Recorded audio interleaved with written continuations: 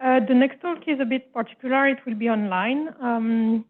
So it's Grit Neukermans. I'm not sure how to pronounce the name. Sorry for that.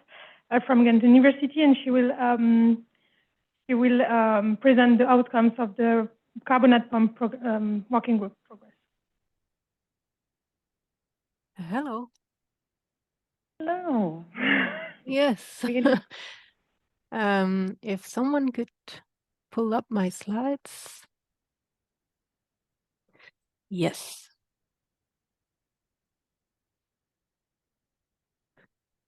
Okay. Shall I start, Adrian? Yes, go ahead, Grit. Okay, yeah. Good morning, everybody over there in Woods Hole. I'm sorry I couldn't make it in person. It was all a bit short notice. So I'm actually leading a working group 5 on the Carbonate pump. And as you can see, it was only launched very recently, this working group, actually last month. Luc Beaufort was so kind to accept to be the mentor for this work. And this actually, we managed to convene only once with the whole working group members before this symposium. So I'm presenting on behalf of everybody in the group. So my postdoc, Jordan Tulek, contributed, and the other members are Olivier Sulpis, Catarina Guerrero, and Kristen Kromhart. Next slide, please. So I'm going to be talking about the global magnitude of the carbonate pump in terms of PIC, particulate inorganic carbon, or calcium carbonate production, which is the same thing. I will use that interchangeably. Peak export and deep fluxes. We will look into regional estimates of PIC production, export, and deep flux. We will also look at relative contributions by the different calcifying plankton groups contributing to this PIC flux and production, vertical profiles of the flux and the dissolution, and then lastly, steps towards the autonomous in situ sensing of the carbonate pump. Next slide, please.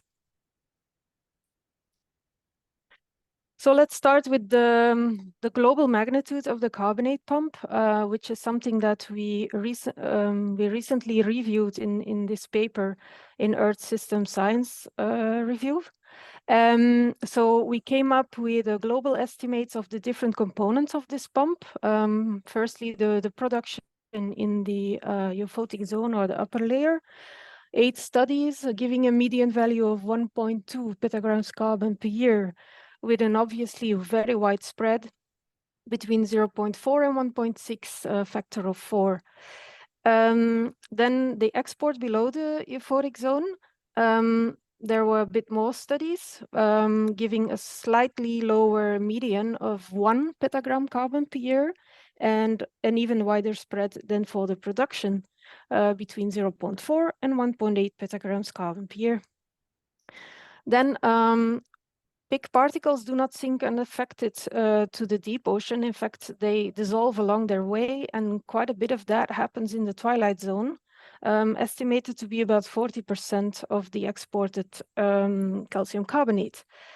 And then there's quite a bit of burial, so buried in the marine sediments at the bottom of the seafloor, of about 0.12 petagrams carbon per year, which when compared to the organic carbon pump is a lot larger. Next slide, please. So here we have a contrast of this carbonate pump versus the organic carbon pump, which is referred mostly as the biological carbon pump, but it's actually just a component of it. So we have net primary production by photosynthesis is probably the best constrained component on this entire figure, which has a medium of 50 petagrams carbon per year, ranging between 40 and 60, so 20% uncertainty. And then 10 petagrams of that produced carbon is actually exported below the euphotic zone, ranging between 4 and 12. And a lot of this organic carbon is remineralized in the twilight zone, so that actually very little of it reaches 1,000 meters, and an even lower amount reaches the seafloor, as you can see from the burial flux of organic carbon. So to summarize, the carbonate pump is a relatively small pump, but very efficient. Next slide, please. So the way I tend to look at the carbonate pump is as a component of the biological carbon pump that is intimately, there's not a standalone pump, but is actually intimately connected to the organic carbon pump in various ways. First, it tends to counter the CO2 drawdown that is realized by the organic carbon pump, as calcification reaction results in an increase in the partial pressure of CO2 in the surface water. And also because the high-density calcium carbonate material that is produced tends to give ballast to the organic carbon, making the particles sink faster and deeper. Also, the calcifying plankton is not only comprised of calcium carbonate, but also obviously contains organic carbon. So next slide. So our task was to see whether, look into the regional variability of this carbonate pump in the global ocean for the 7 regions that were decided, I think were drawn by Adrian, that are shown here on this map. So we built upon an Atlantic compilation of sediment trap data of PIC fluxes that we already used in our review paper, and extended it with new observations from the Pacific and the Indian Oceans to arrive at a final compiled data set comprising about 5,000 observations of PIC flux in about 231 locations. So next slide.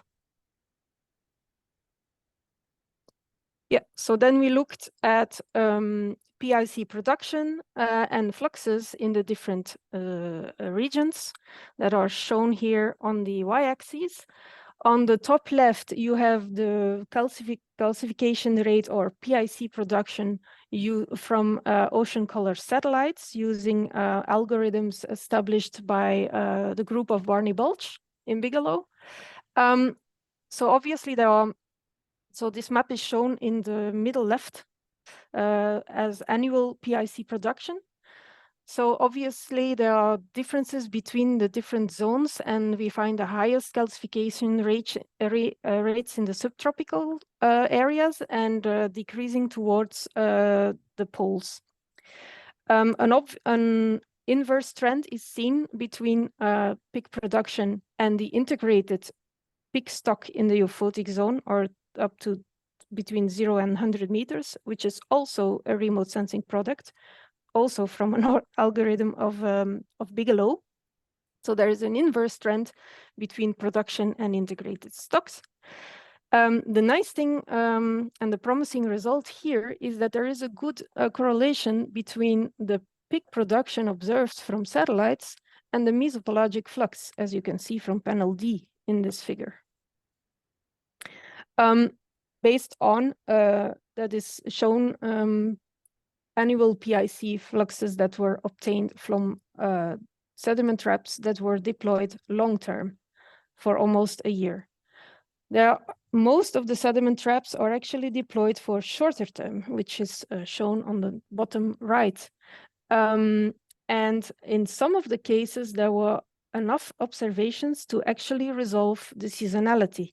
As you can see, in the North Atlantic, there is an obvious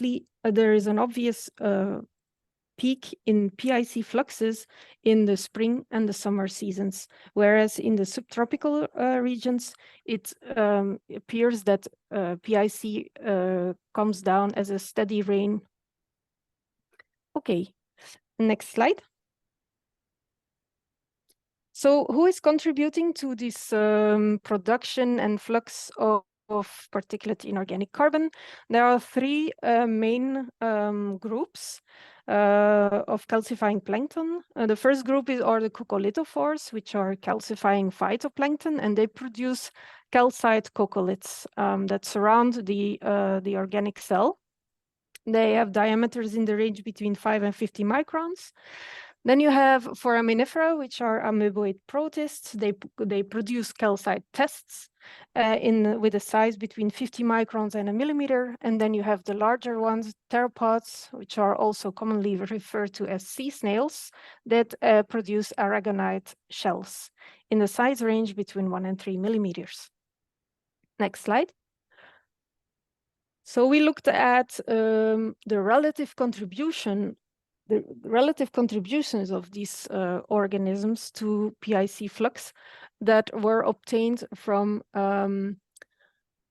identifying the calcium carbonate particles derived from sediment traps in the mesopelagic and in the bathypelagic. And so what is shown on this map here is the size of the circles represents the size of the PIC flux from bathypelagic traps. And then assigned to three different groups, the coccolithophores, foraminifera, and theropods. But as you can see from the purple color which dominates in this figure, most of the PIC flux that arrives in sediment traps is actually unidentified or unspecified. And as a consequence, the relative contributions to PIC flux are actually quite poorly constrained. Yet we try to come up with some global mean number, and we find that coccolithophores and foraminifera contribute together over 80% of the global PIC fluxes. Next slide, please. So then we looked into vertical profiles, and the simple observation is that it is actually not feasible to vertically resolve the PIC flux in most regions due to a lack of observations. So that's a very short conclusion from this work. Next slide, please. A recent work has used ocean chemistry and age data to look at dissolution of calcium carbonate in the global ocean. And this is what is shown on this plot on the left here, is that there is significant shallow dissolution of particulate inorganic carbon, probably caused by metabolic CO2 release, such as the remineralization of organic carbon by bacteria inside sinking aggregates, for example, or fecal pellets. So the conclusion from this work was that surface ecosystems are a key to controlling the dissolution of the settling PIC particles. In deeper waters below the lysocline, PIC naturally dissolves due to the increased solubility of PIC, which is a function of pressure and temperature. Also highlighted by a very recent work by Patricia Zeveri, published in Nature Communications, is she looked at shallow dissolution in the North Pacific Ocean. So I really recommend looking into this paper, which shows that shallow dissolution is important. Okay, next slide. So yeah, given that dissolution of PIC in the twilight zone is probably important, we will need vertically resolved and high temporal resolution data of PIC fluxes. So I'm not suggesting that this is already possible from BGC Argo floats, so biogeochemical Argo, but we can do something already with existing floats really regarding to the carbonate pump. So biogeochemical Argo is a recent extension of Argo profilers that that are equipped with biogeochemical sensors and have already greatly increased the sampling frequency and the resolution of key variables of the biological carbon pump. And I've highlighted here several studies, and key variables that we can obtain, such as phytoplankton biomass from chlorophyll A, phytoplankton size indicators that Hervé talked about yesterday, and primary productivity. We can also look at sinking particles and even look at their sinking speeds, which is the work of Nathan Briggs.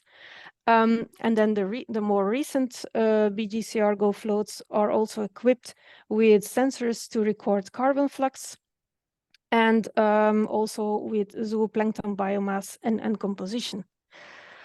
Next slide, please. So yeah, we then looked into what we can do with existing biogeochemical Argos profilers to look at aspects of the carbonate pump. So we first looked into whether the Argo floats were capable of detecting coccolithophore blooms based on the simple ratio of backscattering to chlorophyll. The underlying rationale being that in coccolithophore blooms tend to be produced by a single species, Emiliania huxley, and this species tends to overproduce coccoliths and throw them in the water at the end of the bloom, which results in a very high backscatter and a low chlorophyll, which means that when you make the ratio, you have a high number. As shown here by the work of Louis Terrat, which was a PhD student supervised by myself and Hervé, is that this backscatter to chlorophyll ratio is indeed a very good indicator of coccolithophore blooms, as shown here by the good correlation between this variable and satellite derived particulate inorganic carbon. So then next slide. So then the question we asked is, how do these blooms influence particle fluxes in the twilight zone? And I will focus on two distinct regions. One is the Patagonian shelf, and the second region is the Icelandic basin. Next slide. So we will start with the Patagonian shelf, where a float operated at a very high resolution, recording profiles at a daily frequency and at 1 meter depth intervals. And this float collected 417 profiles between the surface and 1,000 meters. And it's along its trajectory from the south to the north along the shelf break. It sampled 3 very different phytoplankton blooms, as shown here by this satellite-derived time series of chlorophyll and particulate inorganic carbon. So it sampled a bloom in the spring, the summer, and the fall, of which the summer bloom was a coccolithophore bloom from Emiliania huxley. This high intensity peak was also identified from the backscatter to chlorophyll ratio derived from the floats, which is shown in the top, in the bottom right panel.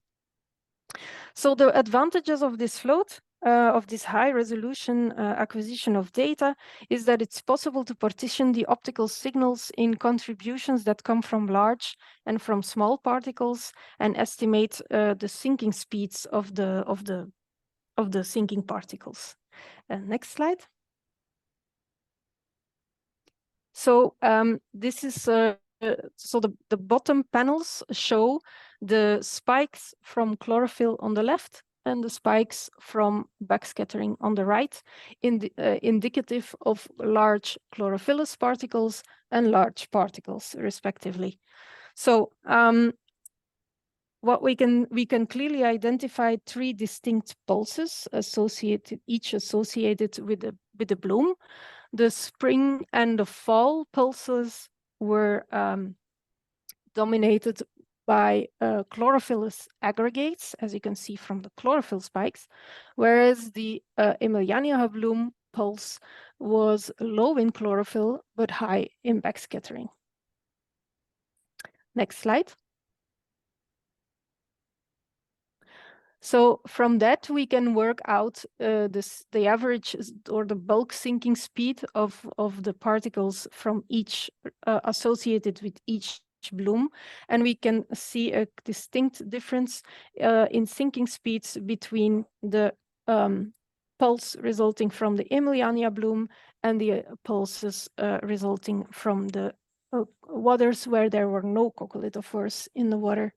Actually, the sinking speeds associated with the coccolithophore bloom are twice as high. This gives us a support for the so-called ballast hypothesis, which states that the high-density material of Emiliania blooms actually increase the sinking speed of aggregates. Okay, next slide.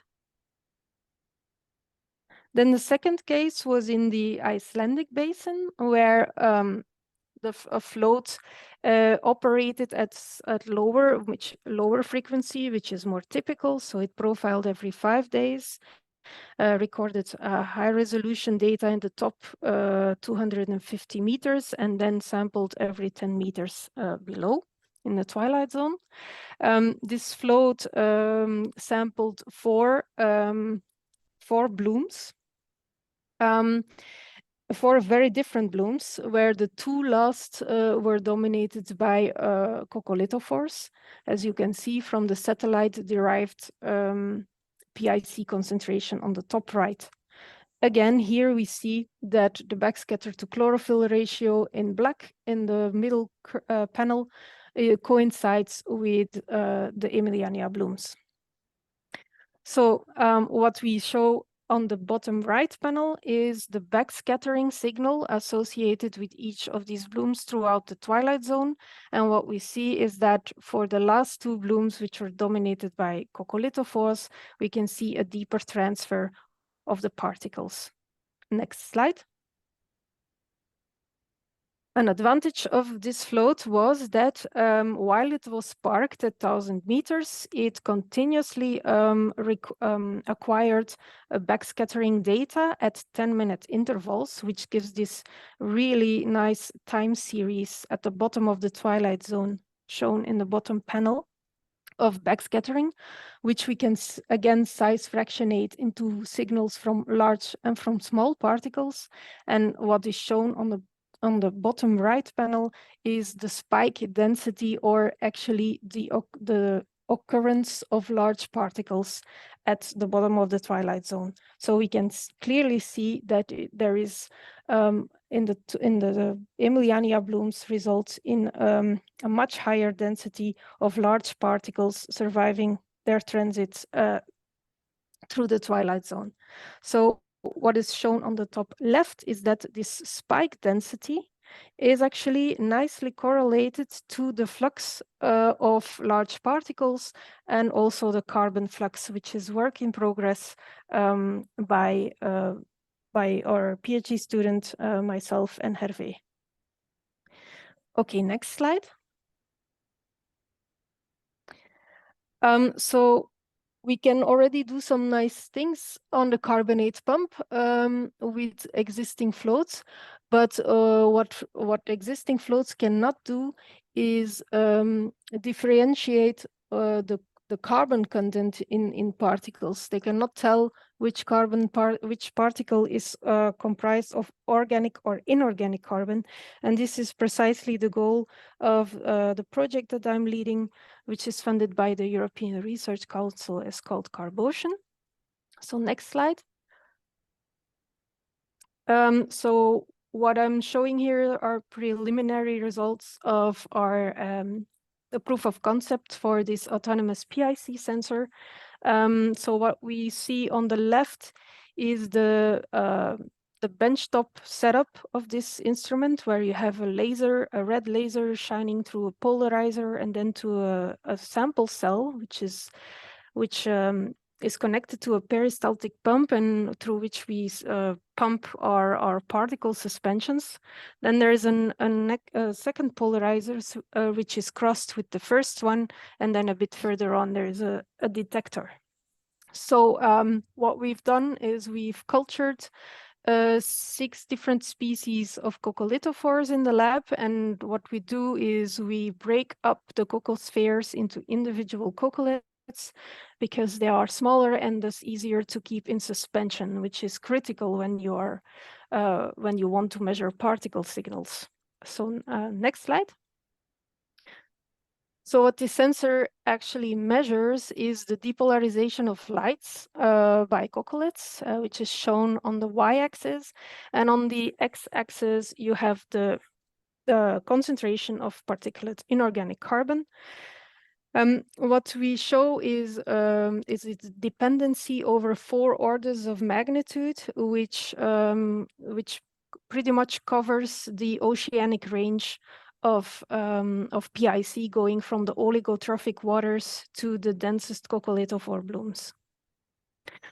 So there is a first order dependence of depolarization of light on PIC concentration, but there are also second order effects due to the variability in the coccolith and the thickness of the coccoliths, which actually drives the depolarization. So next slide.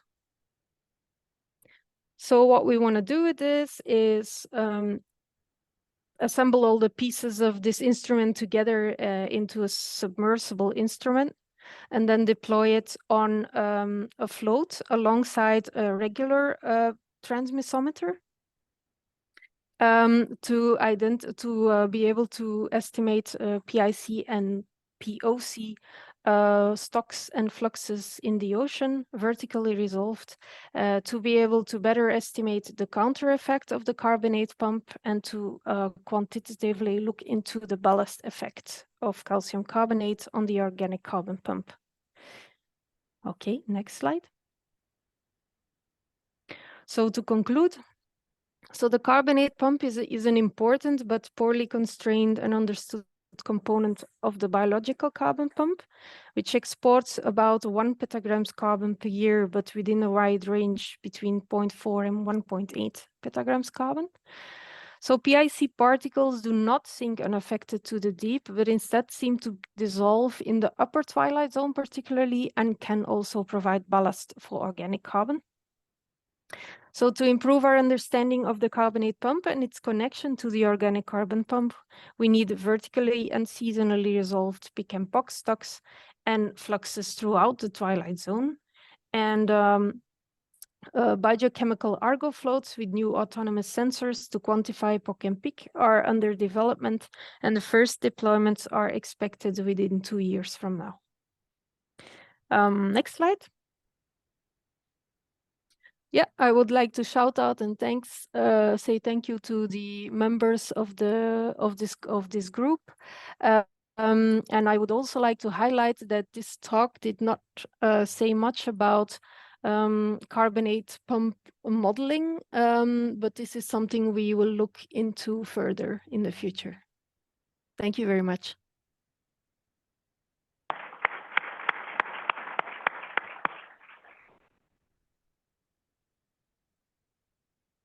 Thank you.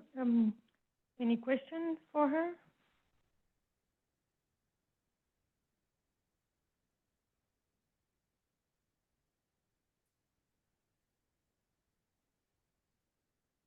Missler from Woods Hole. Nice talk, very clear. I just want to make sure I've got it right. Earlier in the talk, you said about half 40% was coccoliths, 40% was forams and unidentified stuff as far as the flux. So when you show the beautiful data from the BGC floats, is that half the story because that's only capturing coccolith, boring calcium carbonate? Yeah, so thanks again for this question. Yeah, so indeed, so the sensor will detect only coccolithophore PIC because it reacts to the depolarization of light. And the tests from foraminifera and the shells from theropods are probably too thick to be detectable, and also the density or the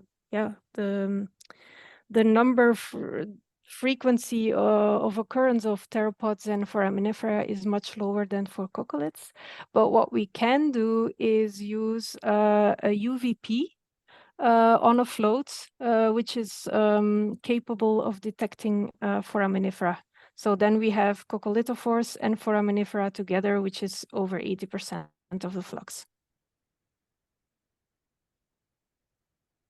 Is that an answer to your question? Now, by the Ken? way. Yeah, Greg, Sorry? just to let you know, you're now on our screen. Yeah, okay. Yeah. Was that a clear answer?